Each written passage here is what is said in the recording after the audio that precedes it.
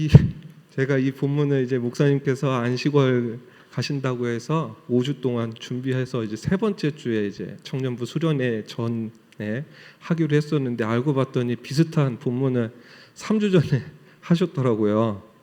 네, 다들 기억하시죠? 네, 기억하시면 안 돼요. 네, 비교됩니다. 네, 미리 준비하고 이제 두 번의 설교도 다 이제 본문이 나와 있는 상태예요. 네, 뭐 다 아시겠지만 그래도 처음 듣는 것처럼 네, 들어주시면 감사하겠습니다. 네, 교회 부임하기 전주에 우리 교회죠. 네, 제가 12월 2일에 처음 나왔는데요. 11월 30일 주일이었죠. 그때 저랑 동기였던 목사님의 장례 예배를 집도하고 왔습니다. 저보다 12살 많은 여자 목사님이셨어요. 제가 사학기를 휴학하고 다시 가서 이제 복학했을 때 처음 만났던 동기들은 다 졸업을 했습니다. 그러고 나서 이제 또 1년의 시간을 보냈는데 네, 우리 반 전도사님들이 또 다 졸업을 해서 마지막 한 학기를 처음 보는 네, 분들과 보내야 했어요. 저는 소심해서 반에 이제 친해지는 것을 잘 못하다 보니까 계속 혼자 다녔는데 한 달쯤 지나서였을까요? 이 전도사님이 이제 저에게 말을 걸어 주셔가지고 이제 친해지게 되었습니다. 계속 이제 졸업을 하고 나서도 1년에 몇 차례씩 주고받고 때로는 만나면서 이렇게 교제 시간을 쌓아왔었는데 한 1년 정도 연락이 되지 않던 때가 있었습니다. 너무나도 궁금했어요. 그렇게 연락을 잘 하고 네, 항상 챙겨주시던 네, 그 당시에는 이제 목사님이 되셨기 때문에 이제 목사님을 호칭을 바꾸겠습니다. 목사님께서 연락이 안 되니까 무슨 사고가 있나 너무나도 걱정이 돼서 반 목사님들한테 물어봐도 아무도 모른다고 하는 거예요. 그렇게 1년쯤 지나서 너무나도 이제 궁금해서 안 되겠다. 다시 한번 연락을 해봐야겠다. 한 달에 한두 번씩 연락했는데 안 됐다가 1년 정도 지난 어느 날 연락이 되었습니다. 이제 큰 병을 앓고 계셨어요. 췌장암 4기였습니다. 그래서 6개월 정도 남았다고 담담하게 말씀을 하시는 거예요. 그날로 바로 찾아갔습니다. 그래서 언제부터 아팠냐 이런 이야기들을 이제 나누게 되었습니다. 그런데 2년 반 정도를 견디셨어요. 병원에서 반년밖에 못 사신다고 했는데 2년 반을 견디셨습니다. 그렇게 이제 지내시다가 이제 자꾸 주변에서 치유 집회라도 한번 가봐라. 병원에서 어차피 손도 못 쓰니까 하나님한테 기대보자고 계속해서 치유 집회를 이제 끌려다니셨대요. 몸이 힘듦에도 불구하고 이제 목사님은 너무 아프니까 하나님께서 빨리 데려가셔야 되는데 자꾸 자기를 끌고 이제 치유 집회를 다니니까 하나님 저는 괜찮습니다. 다른 사람들을 낫게 해주세요. 라고 기도를 하면서 왜 사람들이 그렇게 치유 집회에 많이 다니는지 알게 되었다고 합니다. 오래 살려고 다니는 게 아니래요. 너무 아파서 그 아픔을 어떻게 좀 해결해 주셨으면 하는 마음에 치유 집회를 다닌다고 하는 겁니다. 그 마음이 너무 간절한 거죠. 우리가 흔히 말하는 지푸라기라도 잡는 심정으로 그 말이 어떠한 뜻인지 그 집회를 다니면서 정말 자세히 체감하게 되었다고 해요. 그곳에서도 계속 예배를 드리다가 이제 일반 진통제를 먹어도 병이 낫지 않으니까 이제 마약성 진통제를 먹기 시작했습니다. 그럼에도 아픔이 가시질 않는 거예요. 잠도 못 자니까 이제 더 힘든 거죠. 눕지도 못하고 앉지도 못하고 서지도 못하고 진짜 공중에 있어도 아플 것 같다라고 계속해서 그 말씀을 하시는 겁니다. 그렇게 계속 교제를 하다가 돌아가시기 한 달쯤 전에 저에게 이런 고백을 하셨습니다. 자신이 하나님을 제대로 알지 못했다면, 그래서 천국 소망이 없었다면 이 아픔은 나에게 지옥 같은 시간이었을 것이다. 그러나 천국 소망이 있기에 이 아픔에서 영원토록 벗어나게 해주실 하나님의 은혜가 더욱 크게 다가옵니다 라는 고백을 한 거예요. 이것이 저와 마지막 대화였습니다. 개인적으로 참 멋진 그리스도인이라는 생각을 했습니다. 그분의 힘들었던 모든 삶, 인생의 마지막에 찾아왔던 커다란 절망적인 질병, 그 앞에서도 하나님을 믿는 그리스도인의 모습을 보였기 때문입니다. 그 중에서도 가장 마음에 와닿았던 말이 이 지푸라기라도 잡는 심정으로 라는 말이었습니다. 이 말 뜻 다 아시죠? 물에 빠졌을 때 아무 의미도 없는 지푸라기, 그럼에도 불구하고 그거라도 잡아서 어떻게 1초라도 더 버텨보고자 하는 그 간절한 마음, 그런 심정을 말합니다. 위급하면 닥치는 대로 잡고 늘어지는 상황을 표현하는 거죠. 목사님의 소천 이후로 그리스도인들은 절망적인 상황 가운데서도 정말 이 지푸라기라도 잡는 심정으로 하나님을 붙잡아야 되는가, 아니면 이 절망적인 심정을 어떻게 하나님께 표현해야 하는가 라는 생각을 많이 해보게 됐습니다.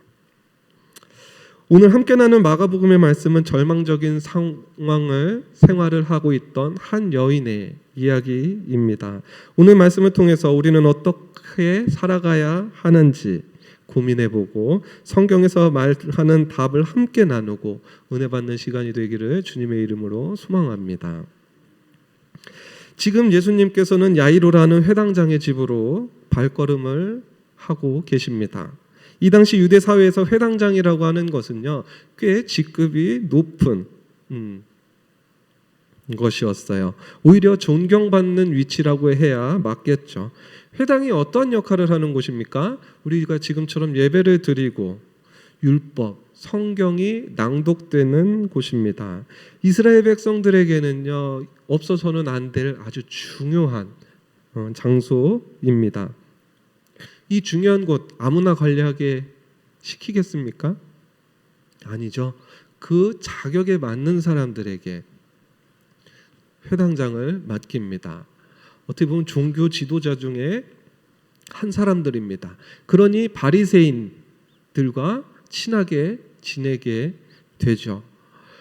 예수님은요, 바리새인들에게 좋은 사람이 아니었습니다. 자신들의 체제를 무너뜨리고 자신들을 부정하는 사람이었습니다. 그럼 회당장들도 당연히 예수님을 보는 시선이 고울 리가 없습니다. 그런데 그런 회당장 중에 한 명인 야이로가 지금 예수님 앞에 무릎을 꿇고 이야기하는 겁니다. 내 딸의 몸에 손을 닿게 해서 낫게 하옵소서. 원수 발 앞에 무릎 꿇는 거 쉬운 거 아닙니다. 그런데 이해할 수는 있을 것 같아요. 제가 자녀는 없지만 제가 만약에 자녀를 낳는다라고 하면, 제 자녀가 정말 아프다고 하면 그 모든 것을 다 해서라도 자녀를 낫게 하고 싶으니까요. 자신이 너무 사랑하는 딸이 죽어가고 있는데 그 와중에 자신이 듣고 있던 소식이 있었습니다. 그것이 무엇입니까? 예수님께서 가시는 곳에는 병자가 낫는다 라는 소문이었습니다. 그 예수님의 치유 능력, 야이로가 기댈 것은 그것이었습니다. 그러니까 이제 수치스러움을 무릅쓰고 부끄러움을 무릅쓰고 여태까지 무시했음에도 불구하고 예수님 발 앞에 무릎을 꿇은 거예요. 예수님께서 위대하신 이유 중 하나가 오늘 드러납니다. 자신을 그렇게 무시하고 자신들을 잡아가려고 했던 종교 지도자의 그 간절한 외침, 무시해도 됐습니다. 저였으면 아마 무시했을 거예요. 나를 그렇게 무시했는데 지금 내가 필요하다고? 진작에 좀 잘하지. 그런 마음 없었겠습니까? 그러나 예수님께서는 이방인, 유대인, 바리새인 가리지 않고 예수님께 다가오는 모든 자들을 치유하시고 구원하셨습니다. 바리새인들에게는 능력이 없지만 예수님에게는 능력이 있습니다. 어떻게 보면 예수님은 이 시대의 최고의 스타였던 분입니다. 가는 곳마다 인파가 몰려들었습니다. 지금 상황도 마찬가지죠. 지금 예수님이 야이로의 집에 가고 있는 중에도 무리에 둘러싸여서 가고 계신 거예요. 내가 원해서 가는 것이 아니라 어떻게 보면 정말 사람들의 발걸음에 밀려가는 그런 느낌을 받는 상황이라는 거죠. 오늘 성경에서는 어떻게 표현하고 있습니까? 애워싸 밀더라. 대중교통 탈 때도 그 좁은 곳에 사람이 조금만 많아도 나중에는 막 발이 떠서 궁중부양하는 것 같은 느낌이 들 때가 있습니다. 내 의지대로 서 있는 것이 아닌 것 같다라는 거죠. 옆 사람의 물건이나 신체 닿는 것은 정말 아무것도 아닙니다. 때로는 너무 심하게 짓눌려서 숨이 쉬어지지 않을 때도 있지요. 이렇게 많은 인파 가운데 한 여인이 있습니다. 이 여인이 어떤 상황에 있는 여인이었을까요? 25절 함께 읽겠습니다. 시작.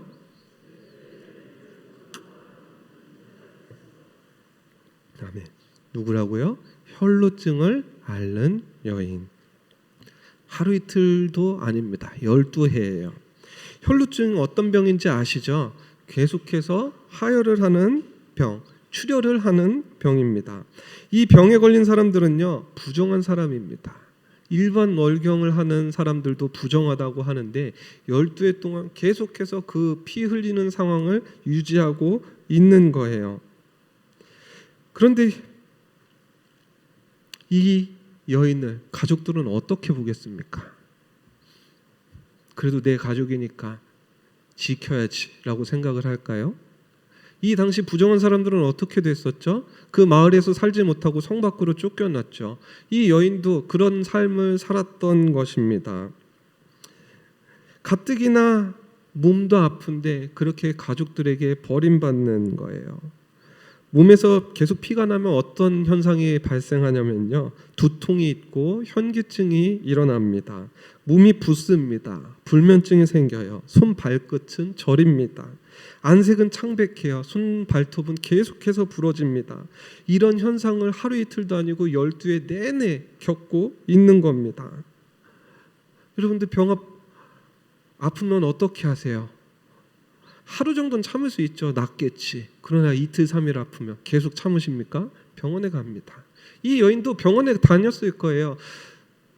용하다고 유명한 소문난 의원들에게 다 찾아가서 자신의 병이 이렇다고 어떻게 해야 나을 수 있겠냐고 물었을 겁니다.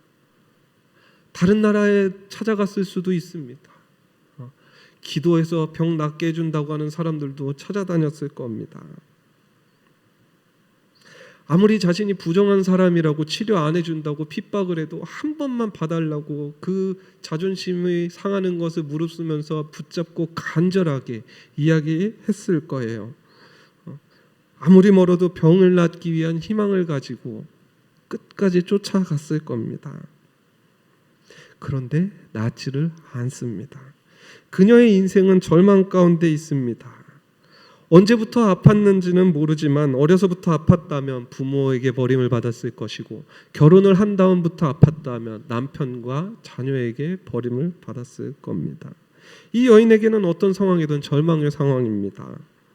몸이 아픈 것도 서러운데 마음의 상처까지 입는 거예요. 모든 상황 가운데서도 낫지 않자 오히려 마음의 문을 닫고 스스로 사람들을 만나는 것을 거리꼈을 수도 있습니다. 피하고 두려워했을 수도 있어요. 이런 상황 가운데서 이 여인에게 들리는 한 가지 소문이 있습니다. 이 동네로 예수님이 지나가신데 이 여인이 안 해본 한 가지가 있죠. 그것이 무엇입니까? 예수님 앞에 나가는 것을 안 해봤습니다. 그러니까 이 여인에게는 한 가지 방법이 생긴 거예요. 사실 포기해도 이상하지 않은 상황입니다. 자신이 알고 있던 모든 유명한 사람들이 아무도 고치지를 않았으니까, 고치지 못했으니까요. 어떻게 보면 여기 가도 똑같겠지, 포기해도 괜찮은 상황입니다. 누가 뭐라고 할 만한 상황이 아니라는 겁니다. 그런데 예수님의 이야기를 흘려듣지 않았습니다. 정말 말 그대로 지푸라기라도 잡는 심정으로 앞으로 나아갑니다. 흘려들을 수 있었던 상황을 흘려듣지 않고 그 상황 가운데 나가는 거예요. 이 두려움 많고 아픈 여인이 많은 사람 앞에 섭니다. 지금 손가락질 받는 것이 두렵지 않습니다. 사실 이런 곳에 나올 수 있는 사람이 아니잖아요. 그럼에도 불구하고 앞에 나왔다는 거예요. 왜? 평소 치료를 하기 위해서 움직이던 때와는 다른 한 가지가 있었기 때문입니다. 그 한 가지가 무엇이었을까요? 28절에 읽어보겠습니다. 시작.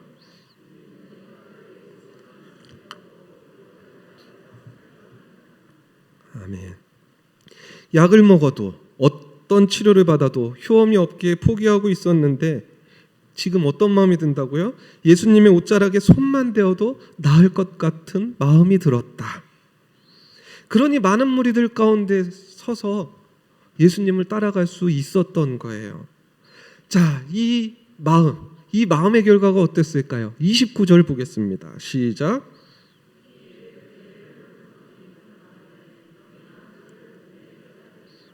아멘. 병이 나은 것을 체험했죠. 만지자마자 나음을 받는 것을 깨달을 수 있을 정도로 몸의 변화가 있습니다. 그렇다면 이 여인이 해야 되는 것은 무엇이었을까요? 자, 여러분들 암이 완쾌되었다고 하면 그래서 그것을 자기 담당 의사 선생님 앞에서 들었다면 어떠실 것 같으세요? 소리 지르지 않을까요? 너무 기뻐서 환호하고 춤춘다고 해도 남들이 손가락질 한다고 해도 정말 기뻐서 춤추고 싶은 마음이지 않을까요? 이 여인은 그런 마음 없었을까요? 그런데요, 이 여인이 그런 마음이 들어서 그 행동을 하기도 전에 예수님께서 갑자기 뒤를 돌아보시면서 무리에게 말씀하십니다. 누가 내 옷에 손을 대었느냐? 사람 엄청 많았잖아요. 많은 사람들이 옷에 손을 댔을 겁니다. 몸도 닿았을 거예요. 예수님도 떠밀려 갔을 수도 있습니다. 그런데 예수님께서 그때마다 반응을 하셨습니까? 아니에요. 그냥 가셨다. 그런데 이 여인이 옷에 손을 대었을 때 갑자기 반응을 하십니다. 그 이유가 무엇일까요? 능력이 나간 것을 아셨기 때문에 그렇습니다.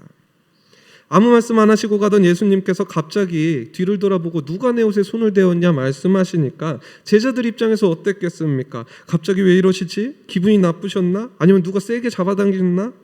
옷이 벗겨질 뻔했나? 그렇게 하지 말라고 지금 무리들에게 경고하시는 건가?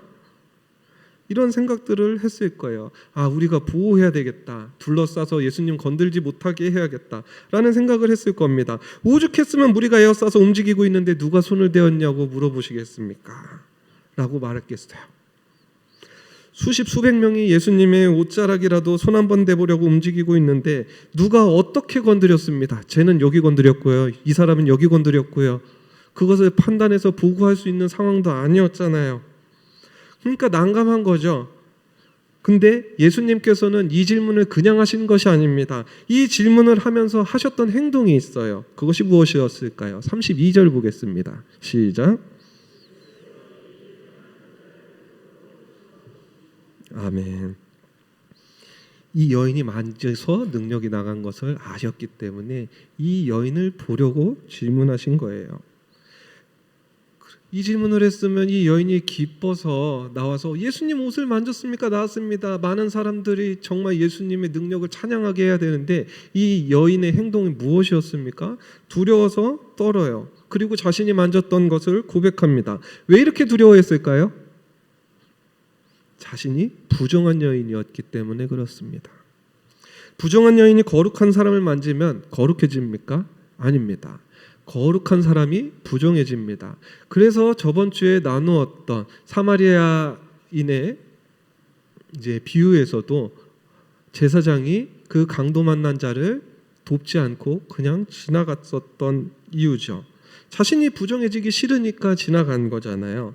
지금 사람에 둘러싸여 있는 예수님께서 부정한 사람이 된 것입니다. 야이로의 딸을 고치러 가야 하는데 부정한 사람은 집에 못 들어오게 하잖아요. 그러면 야이로의 딸은 어떻게 되겠습니까? 예수님께 고침받을 수 없어요. 죽을 수밖에 없는 겁니다. 자신의 병을 나은 것은 너무나도 기쁘지만 그런 능력을 가진 예수님께서 한 번에 부정한 사람이 된 것입니다. 지금 사람들에게 돌 맞아서 죽는 것, 그리고 그 야이로에게, 종교 지도자에게 찍혀서 삶을 살아가야 된다는 것, 굉장히 두려운 상황인 거죠. 병이 낫자마자 죽을 수 있는 상황에 처하게 된 겁니다. 그런데요, 예수님께서 이 여인을 부르신 이유가 이 여인을 처벌하기 위해서 부르셨습니까? 다른 이유가 있죠. 34절 볼까요? 시작.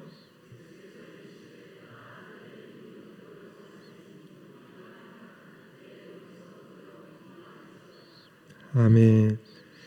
예수님께서 부르신 이유는요, 공식적으로 이 여인이 부정한 여인이 아니고 병이 낫고 영혼이 구원받았음을 모든 사람 앞에서 선언하시기 위해서였습니다. 병이 나았지만 기뻐하지 못하고 있던 여인에게 이제 진심으로 기뻐해라, 하나님을 찬양해라 해도 된다는 겁니다. 두려워하고 있는 여인의 마음까지 어루만져 주신 겁니다. 그가 다시 가족의 품으로 돌아갈 수 있도록 많은 사람 앞에서 선언해 주신 거예요. 아까 몸의 질병과 마음의 상처를 이야기했는데 그 상처까지 한 번에 다 치유해 주신 거죠. 간절한 마음에 지푸라기를 잡는 심정으로 예수님의 옷자락을 한번 만졌을 뿐인데 예수님의 옷자락을 통해서 능력을 받았습니다. 육신의 구원뿐만이 아니라 영혼의 구원까지 받았습니다. 이 여인의 고백을 담은 찬양이 있습니다. 사실 찬양단에게 마지막 찬양으로 이 찬양을 부탁을 했었는데요. 이제 조금 어렵더라고요. 그래서 제가 여러분들에게 한번 불러드릴 거예요. 이 여인의 심정을 담은 이 찬양의 고백을 한번 들으시고 여러분들도 오늘 이 시간 이 여인의 고백 같은 그런 기도를 하셨으면 좋겠습니다.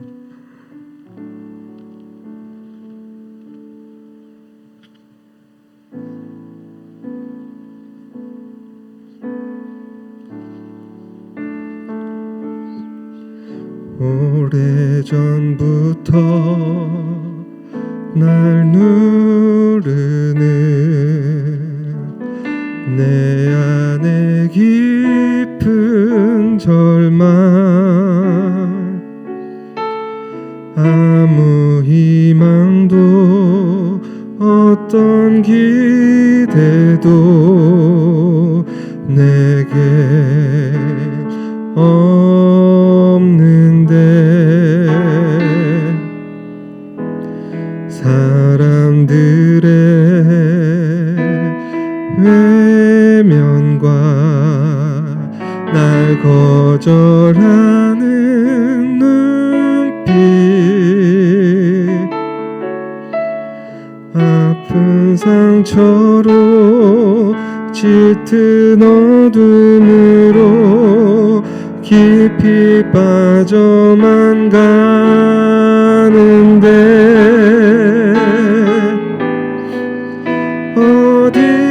어디선가 내게 들리는 하나님 아들 주님 이야기, 그분이라면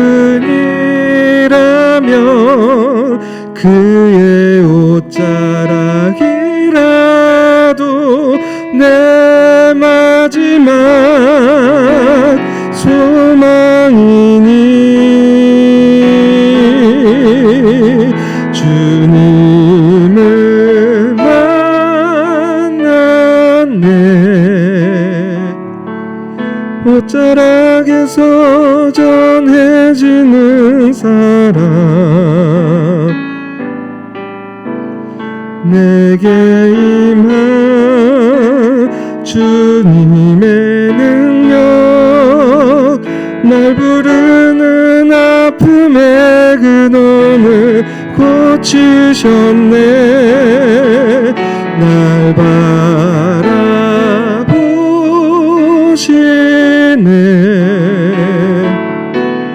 나의 연약함 주님은 아시네.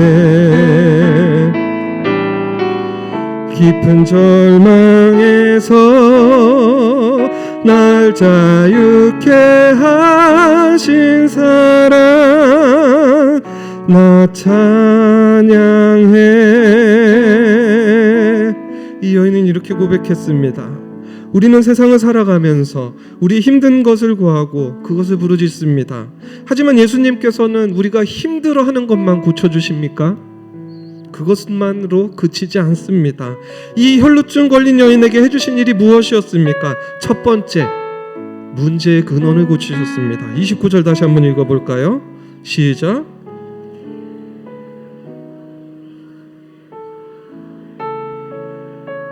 아멘. 피만 멈추게 해도 됩니다. 피가 흘러도 그로 인해 나타나는 합병증 같은 증세들만 낫게 해주셔도 이 여인은 세상을 얻은 것 같은 기분을 느꼈을 거예요. 기쁨을 느꼈을 겁니다. 그러나요, 예수님께서는 어떻게 하셨습니까? 이 병의 근원을 고쳐주셨습니다. 다시는 이 병으로 인해서 사람들에게 부정한 여인이라 손가락질 받고 아프지 않도록 온전히 치유해 주신 것입니다. 두 번째, 문제만 고치시는 것이 아니라요, 우리의 삶 자체를 구원하십니다. 34절 볼까요? 시작.